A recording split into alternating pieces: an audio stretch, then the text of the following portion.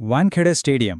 ఒకవైపు ఒక హీరో సెంచరీతో గర్జించాడు, కాని ఇంకోవైపు ఒక తుఫాను ఆ గర్జననే మింగేసింది.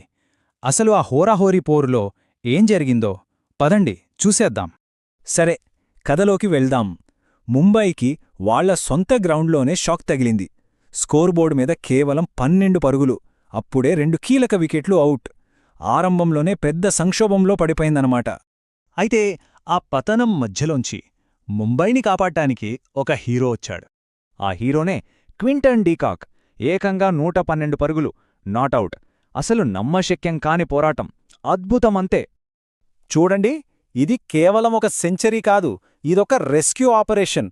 కుప్పకూలిపోతున్న ముంబైని తన భుజాల మీద మోశాడు. ఒంటి చేత్తో ఒక కొండంత స్కోరును కట్టాడు. ఆ ఒక్కడి పోరాటం వల్ల వచ్చిన స్కోర్ 195 పరుగులు. ఇంకేముంది, ఈ స్కోర్తో గెలుపు ఖాయమని అందరూ ఫిక్స్ అయిపోయారు. ముంబై వాళ్ళు వాళ్ళ స్కోర్ చూసి సంబరపడుతున్న టైంలోనే ఇంకోవైపు ఒక తుఫాను నెమ్మదిగా మొదలవుతోంది. ఆ తుఫాను పేరే అర్ష్దీప్ సింగ్.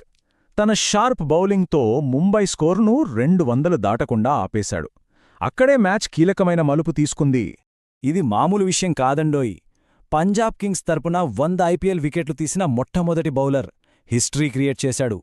ఇది పంజాబ్ ఎంత డేంజరస్గా ఉందో చెప్పే ఒక చిన్న వార్నింగ్ అంతే. సరే, ఇక పంజాబ్ ఇన్నింగ్స్ మొదలైంది. కాని అది చేజింగ్ లాగా అస్సలు లేదు. అదొక భీకరమైన దాడి అనమాట. నిజంగానే వాళ్లు ఫుల్ టర్బో మోడ్లో బ్యాటింగ్ మొదలుపెట్టారు. టార్గెట్ వైపు ఏమాత్రం భయం లేకుండా దూసుకెళ్లారు. ఒకవైపు ప్రభ్సిమ్రాన్ సింగ్ 80 నాటౌట్, మరోవైపు కెప్టెన్ శ్రేయాస్ అయ్యర్ 66.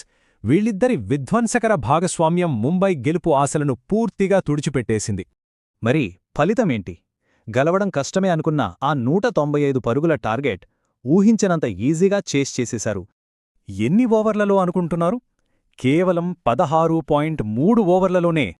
ఏకంగా 7 వికెట్ల తేడాతో ఇంకా 21 బంతులు మిగిలుండగానే పంజాబ్ కింగ్స్ గ్రాండ్లా గెలిచేసింది. అందుకే చివరికి ఈ మ్యాచ్ గురించి ఒక్క మాటలు చెప్పాలంటే, క్వింటన్ సెంచరీ ఒక అందమైన ఓడ ప్రమాదంలా మిగిలిపోయింది. ఒక హీరో అద్భుతమైన పోరాటం వృధా అయిందన్నమాట.